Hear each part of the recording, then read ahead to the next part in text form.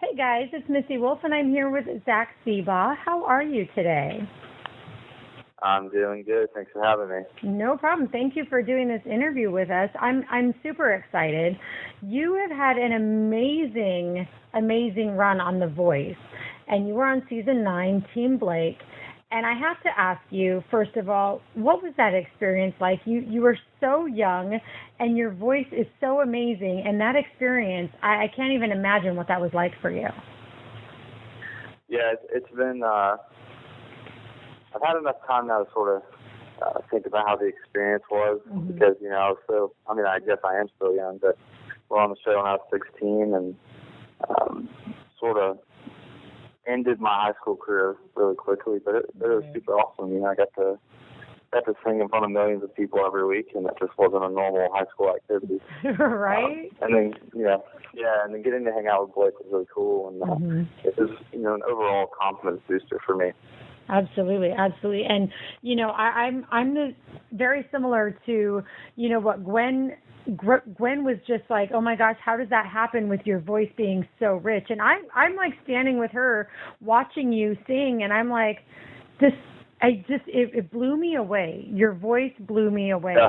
When did you discover that you had this voice? Because it really, you are pretty phenomenal. I haven't seen many young, singers with a voice of your caliber in a really long time. So when did you discover that? Thank you. I started singing when I was really little, going to church choir in Marietta, and did a lot of musical theater, actually. I didn't do a whole lot of country music, but I started to take it a little bit more seriously a few years ago. And I think just over time, my voice started to develop into, a deeper tone. And, getting to spend a lot of time on the show, it really helped develop it as well. Right. I was going to say, so when you're on that show, because, I've talked to people who've done cooking shows and other reality TV shows, and they've always told me that in between takes, they get to go to like cooking classes and they get lessons and further coaching. Was it like that for you on The Voice? Did you get to experience a lot of that? Yeah, we definitely have a lot of time to prepare before we walk out on stage every week. From local coaches to working with Blake every single week, a few times a week. So, when we're given a song, we're only given a few days before we have to sing it in front of a lot of people. But we were definitely prepared, and, we were in a hotel, and that's really all we could think about is, you're stuck with the pressure of, man, am I going to go home next week? So you're just constantly practicing it and constantly working the song that you're given. So, we're definitely getting some private lessons and stuff like that. That's great.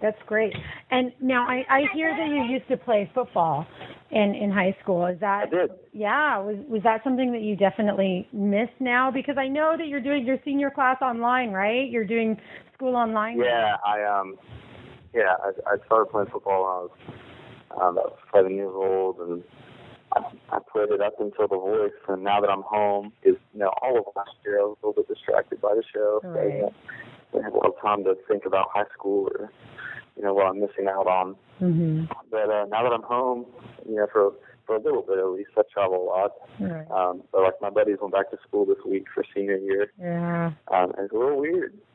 Not going to school. Well, that's what I was going to ask. I can't imagine, you've gone to school with all your friends for so long, and now you're starting your senior year, your last year of high school that has like the most things take place during your senior year, and you doing it online. Are you still going to be able to participate in things with your school, like prom and everything?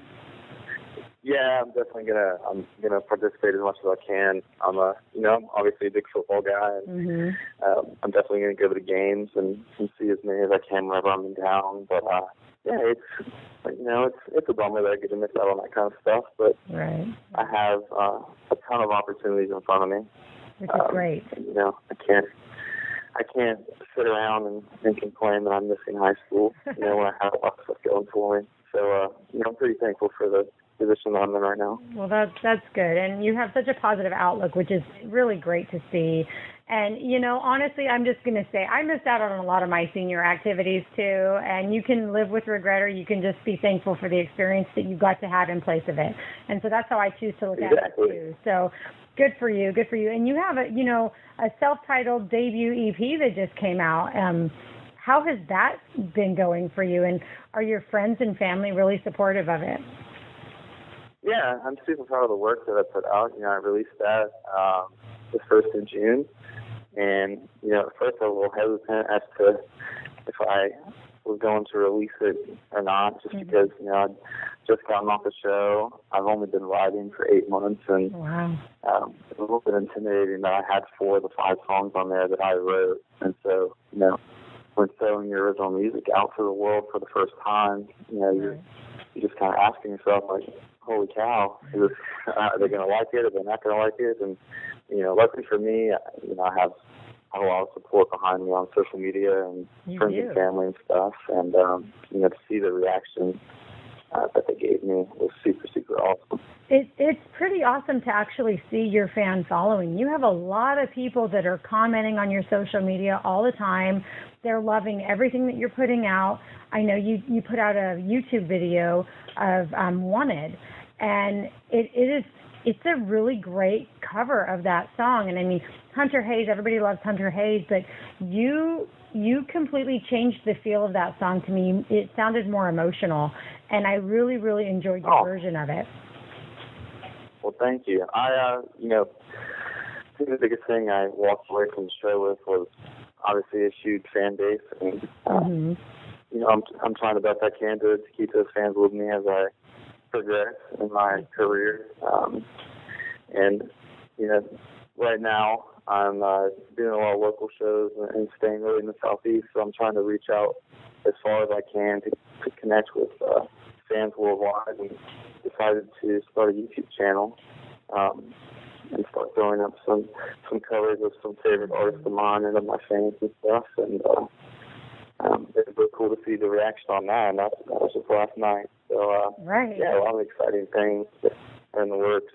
Well, and I love that you're keeping the fans in mind with wanting to keep them happy and give them new material, to keep up with you, because honestly, I mean, you do have one of the most amazing voices I've ever heard. And, coming from a show like The Voice, you have the momentum that, starting out, I know a lot of people would kill for. And so to keep that going, I think is one of the smartest things you could do. And I'm so excited for you that you're going to be doing the Kicks Country Fair in October. And I know that Lady Antebellum's going to be there, right? I mean, that's got to be a huge thing for you. Yeah, that's a huge show for me. I remember the funny story. About a year ago, I was at the Verizon Wireless Amphitheater, and I was sitting in the very, very back. And I was watching, I think it was a Ben Rector concert. And I was sitting there, just in the back of my mind. This was before the Voice. I just told myself, I was like, oh, I want to play on that stage one day. Wow. And I got the call that I was going to be able to play on the main stage, and it was just a really, really cool experience. And awesome. I'm really excited I'm so excited to get up on the stage and see all the fans out there. Absolutely. Now was it big for you when you got to play the Grand Ole Opry too? No, I haven't played the Grand Ole Opry yet. Oh, you haven't? Okay, I saw a picture of you at the Grand Ole Opry, and I was like, oh my gosh, did you actually get to play there already? And what was that like? So. No, not yet. I got to make my first visit there, though. I got to go backstage and stuff. Okay. I'm like, I was kind of sitting here shocked, like, already? No way. Okay, well, that's great. So, okay, so they're going to be on the list, though. You will make it on that stage. I have no doubts, because you're definitely, you're in that direction for sure. So, okay. Well, thank you. Well, my bad for that. I'm sorry, guys, for making that mistake. But I saw that picture, and I was like, oh, my gosh, I was so excited immediately. Now, and I hear that Elvis is also somebody that you have been influenced by. And I want to know when that started and who brought Elvis into your life. Yeah, so I wear my grandpa's dog tags around my neck because I used to go over to his house when I was a really little kid. When I was about 3 or 4, and he had this jukebox. we played a bunch of old Elvis records and Johnny Cash and all those guys. And that's when I fell in love with music, and I saw the life that Elvis lived and the energy that he brought to the stage. Right. So that came to me working on my own career, working on my own music. He was just a huge influence and inspiration to me, on stage and also in my music.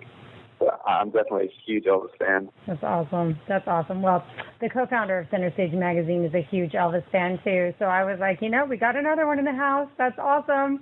And you can't go wrong with being an Elvis fan, right? I mean, that man changed music, in my opinion. He just I haven't met anyone that's not an Elvis fan. Right? Yeah.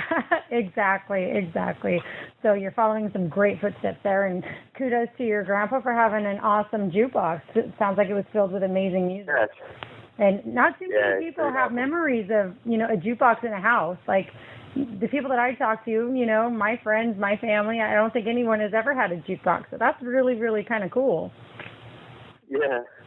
Awesome. Well, I know you're super busy and you got a lot of stuff to do, but I want to thank you for taking the time to talk with us today. Is there anything else that you want to say out there to fans before we go? Yeah, just, anybody listening, I want them to follow me on my social media. I've got a lot of things in the works as far as shows and videos and all kinds of things. So to follow me on Twitter and Instagram and Facebook, and to visit my website, and it's all just under my name, which is Zach Seabaugh, and for them to check out my music, and I got more on the way. Awesome. And I'm also going to include your video with the battle with Tyler Dickerson, because honestly, the song I'm Going to Be Somebody, that's the song that blew me away with your voice. And I can't even tell you enough how just incredible it was watching you up on that stage with him, and you really were pretty phenomenal, and I'm so damn proud of you. And I know that Blake had an issue with saying he was proud of you at first, and Adam was giving him a little bit of some guff for that, but definitely your parents have to be so proud, all of your family and friends, and Center Stage Magazine is rooting for you along the way, so anything we can do for you, please let us know. Anything you have coming up that you want to share with everyone, let us know, and we'll promote it for you as well. So, awesome. Thanks so much. No problem, and have a great day, rest of your day, and enjoy your senior year of high school. I'm actually very excited that you get to do it online and you get to follow your career and chase your dreams at the same time. That is super cool. So, best of luck. Well, thank you. I appreciate it. Absolutely. Best of luck, and we will talk to you soon. All right. Thank you. Thank you. Bye-bye.